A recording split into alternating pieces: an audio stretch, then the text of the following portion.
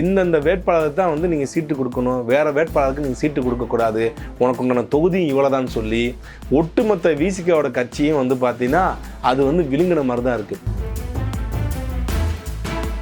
இந்த கடந்த ஒரு கிட்டத்தட்ட வந்து ஒரு 5 ஆண்டுகளாக விசிகாவுடைய எம்எல்ஏக்கள் எந்த இடத்துலையும் அங்கே சட்டசபை கூட்டத்தொடரில் ஒரு வார்த்தைக்கு கூட எதிராக திமுக அரசாங்கத்துக்கு எதிராக ஒரு வார்த்தை கூட பேசவில்லை. இவராவது திருமாவளவன் அவர்களாவது வந்து தோழமை சுட்டல் அப்படின்னு சொல்லி இந்த வேங்கவேல் வாசல் வந்து வேங்கவேல் பிரச்சனை முதற்கொண்டு வந்து தோழமை சுட்டல்லே முடிச்சுக்கிட்டாப்புல.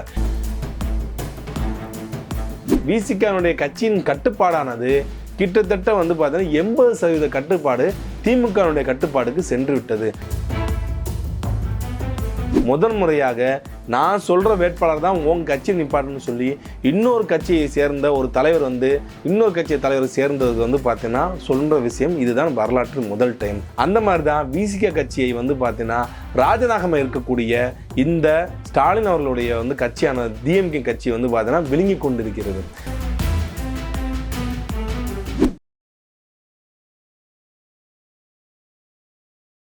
என்னதாங்க நடக்குது திமுக கூட்டணியில்? திருமாவளவன் அவர்கள் வந்து பார்த்தீங்கன்னா அழுத்தம் கொடுக்குறாங்க, வலியை கொடுக்குறாங்க, எனக்கு வலிமை உள்ளதுன்னு சொல்லி நைட்டு வந்து பார்த்தீங்கன்னா 1 மணிக்கு வந்து பார்த்தீங்கன்னா ஃபேஸ்புக்கில் வந்து வர்றாப்புல. எதனால் வந்து இந்த பிரச்சனை வருது, இதுக்கு வந்து இந்த பிரச்சனைக்கு உண்டான காரணம் என்ன, அப்படி திமுக வந்து என்ன மாதிரி அழுத்தம் கொடுக்குது அப்படின்னு சொல்லி பார்த்தா சிம்பிளான விஷயம் தாங்க. இந்தாங்க இத்தனை தொகுதி உங்களுக்கு, இத்தனை வேட்பாளர் உங்களுக்குன்னு சொல்லி வேட்பாளருடைய தேர்வை வந்து பார்த்தீங்கன்னா இந்த திமுக கூட்டணி தலைவராக இருக்கக்கூடிய ஸ்டாலின் அவர்கள் வந்து இன்றைய முதலமைச்சர் ஸ்டாலின் அவர்கள் வந்து பார்த்தீங்கன்னா லிஸ்ட்டை கொடுக்குறாப்புல. இந்தந்த வேட்பாளருக்கு தான் வந்து நீங்கள் சீட்டு கொடுக்கணும், வேறு வேட்பாளருக்கு நீங்கள் சீட்டு கொடுக்கக்கூடாது, உனக்கு உண்டான தொகுதியும் இவ்வளோதான் சொல்லி ஒட்டுமொத்த விசிகாவோட கட்சியும் வந்து பார்த்தீங்கன்னா அது வந்து விழுங்கின மாதிரி தான் இருக்குது. ஒரு ராஜநாகம் என்ன பண்ணும், ஏன் ராஜநாகன்னு சொல்லி பேர் இருந்துச்சு, காட்டில் இருக்க எல்லா நாகப்பாம்பையும் வந்து பார்த்தீங்கன்னா விழுங்கக்கூடிய சர்வ வல்லமை சக்தி உள்ளது தான் ராஜநாகம். அது கண்ணில் தென்பட்ட எந்த ஒரு நாகப்பாம்பும் வந்து பார்த்தீங்கன்னா தப்பிச்ச மாதிரி சரித்திரமே கிடையாது, பாம்பையும் முழுங்கிடும். அந்த மாதிரி தான் விசிக கட்சியை வந்து பார்த்தீங்கன்னா ராஜநாகமாக இருக்கக்கூடிய இந்த ஸ்டாலின் அவர்களுடைய வந்து கட்சியான டிஎம்கே கட்சி வந்து பார்த்தீங்கன்னா விழுங்கி கொண்டிருக்கிறது. யோசித்து பாருங்களேன், எந்த இடத்துலையும் வந்து பார்த்தீங்கன்னா இந்த கூட்டணி தர்மம் இந்த மாதிரி இருந்ததே கிடையாது. அதிமுக கட்சியிலையோ இல்லை வந்து பார்த்தீங்கன்னா பிஜேபி கட்சியிலையோ இல்லை இதர வந்து பார்த்தீங்கன்னா கம்யூனிஸ்ட் கட்சியில் கூட வந்து பார்த்தீங்கன்னா இந்த மாதிரி ஒரு அழுத்தம் வந்து யாருக்கும் கொடுத்துருக்க மாட்டாங்க. என்ன அழுத்தம், என் கட்சியினுடைய வேட்பாளரை வந்து பார்த்தீங்கன்னா நான் தேர்வு செஞ்சுக்கிறேன், அதையே நீங்கள் தேர்வு செய்கிறீங்க, நான் பார்த்துக்கிறேன், எங்களுக்கு சீட்டு வந்து பார்த்தீங்கன்னா 10க்கும் மேற்பட்ட தொகுதியை கொடுங்க, வேட்பாளர் நான் செலக்ட் பண்ணிக்கிறேன்னா 10க்கும் குறைவான தொகுதி தான் உனக்கு, இந்த வேட்பாளரை தான் வந்து நீங்கள் நிறுத்தணும் அப்படின்னு சொல்லி மிகுந்த வந்து பார்த்தீங்கன்னா வந்து அழுத்தம் கொடுத்து கட்டாயப்படுத்தி உட்கார வைக்கிறாங்க. ஏன் இந்த மாதிரி நடக்குது அப்படின்னு பார்த்தா 2024 தேர்தலில் வந்து பார்த்தீங்கன்னா இந்த கூட்டணி வந்து பார்த்தீங்கன்னா ஒன்று அமைச்சாங்க. அதாவது இங்கே காங்கிரஸ் கட்சியும் நாடாளுமன்ற தேர்தலுக்கு காங்கிரஸ் கட்சி ப்ளஸ் வந்து பார்த்தீங்கன்னா டிஎம்கே இன்றைக்கி இருக்க மேக்ஸிமம் எல்லா கட்சியிலும் தான் வந்து அன்னைக்கு வந்து தேர்தல் சந்திச்சாங்க. அந்த டயத்தில் வந்து பார்த்திங்கன்னா இவர் கூட்டணியை வந்து பார்த்தோன்னா உடைக்கணும், நமக்கு வந்து பார்த்தீங்கன்னா 2 சீட்டு பத்தாது, நம்ம டிமாண்டை க்ரியேட் பண்ணணும்னு சொல்லி தன்னோட கட்சி நிர்வாகிகள்கிட்ட வந்து பார்த்தீங்கன்னா இவர் பேசுகிறப்ப என்ன ஆகுதுன்னா வன்னியரசு அவர்களும் ரவிக்குமார் அவர்கள் இன்றைக்கி இருக்க எம்பியாக இருக்கக்கூடிய ரவிக்குமார் அவர்கள் இவர்கள் வந்து பார்த்தீங்கன்னா நேராக ஸ்டாலின் அவர்கள்ட்ட போயிட்டு வந்து பார்த்தீங்கன்னா இந்த விஷயத்தை வந்து சொல்லப்பட்டதாக சொல்லப்படுகிறது. சொன்ன உடனே என்ன ஆகுதுன்னா அன்றையில இருந்து இப்போ வரைக்கும் இந்த நேரத்துக்காக தான் வந்து ஸ்டாலின் அவர்கள் காத்து கொண்டு இருந்தார்கள்.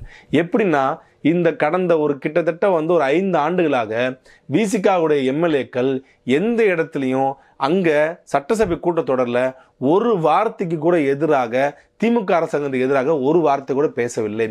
இவராவது திருமாவளவன் அவர்களாவது வந்து தோழமை சுட்டல் அப்படின்னு சொல்லி இந்த வேங்கவேல் வாசல் வந்து வேங்கவேல் பிரச்சனை முதற்கொண்டு வந்து தோழமை சுட்டல்லே முடிச்சுக்கிட்டாப்புல.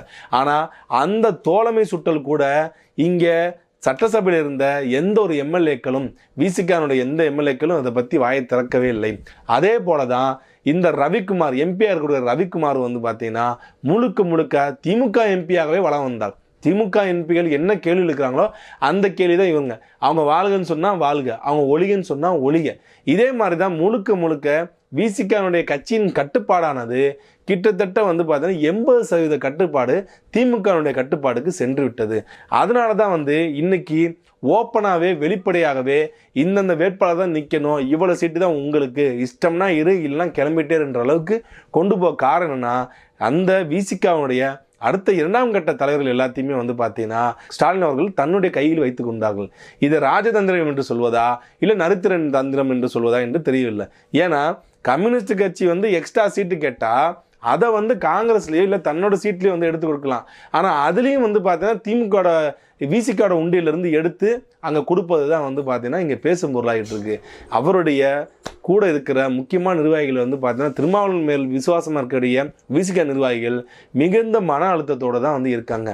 அது மட்டும் இல்லாமல் இவர்கள் நிற்கிற தொகுதியில் மட்டும் திமுக கூட்டணியில் விசிகாவும் கம்யூனிஸ்டுக்கு இருக்கிற தொகுதியில் மட்டும் வந்து பார்த்தீங்கன்னா நாங்கள் தோற்கடிப்போம் சொல்லி தென் மாவட்டத்தில் உள்ள இதர சமுதாய கட்சிகளும் வட மாவட்டத்தில் உள்ள வன்னியர் சமுதாயத்தை சேர்ந்த சில அமைப்புகள் வந்து பார்த்தீங்கன்னா தீவிரமாக இன்றைக்கி சமூக வலைதளங்களை வந்து பார்த்தீங்கன்னா பிரச்சாரம் பண்ணிக்கிட்டு இருக்காங்கன்றது தான் வந்து இன்றைக்கி கலை யதார்த்தமாக வந்து பார்த்தீங்கன்னா பார்க்கப்படுகிறது. ஸோ இந்த சூழ்நிலை தான் வந்து இந்த மாதிரி திருமாவளவன் அவர்களுக்கு இவ்வளோ பெரிய அழுத்தம் கொடுக்கப்படுகிறது. கடந்த கால வரலாற்றில் வந்து முதன்முறையாக நான் சொல்கிற வேட்பாளர் தான் உங்கள் கட்சி நிப்பாட்டுன்னு சொல்லி இன்னொரு கட்சியை சேர்ந்த ஒரு தலைவர் வந்து இன்னொரு கட்சி தலைவர் சேர்ந்ததுக்கு வந்து பார்த்தீங்கன்னா சொல்கிற விஷயம் இதுதான் வரலாற்று முதல் டைம். ஆக இந்த எலெக்ஷனில் விசிக கட்சிக்கு எத்தனை சீட்டு கிடைக்க போகுது, அப்படியே சீட்டு கிடைத்தாலும் யார் யாருக்கெல்லாம் வந்து பார்த்தீங்கன்னா சீட்டு கொடுக்க போகிறாங்க, அவங்களுக்கு கிடைச்சவங்க எத்தனை பேர் ஜெயிக்க போகிறாங்க, இந்த தேர்தலுக்கு அப்புறம் வந்து பார்த்தீங்கன்னா எம்பி தேர்தல் என்ன பண்ணுவாங்க, ஏன்னா அண்டர் கிரவுண்டில் வந்து விஜய் கூட வந்து பார்த்தீங்கன்னா இவங்க பேசிக்கிட்டு இருந்தாங்கன்னு சொல்கிறதும் இப்போ வந்து எக்ஸ்போஸ் ஆக பேசப்படுகிறது. ஸோ இந்த மாதிரி கடுமையான ஒரு சூழ்நிலை தான் வந்து விசிக வரப்போகிற சட்டமன்ற தேர்தலை வந்து சந்திக்க போகுது.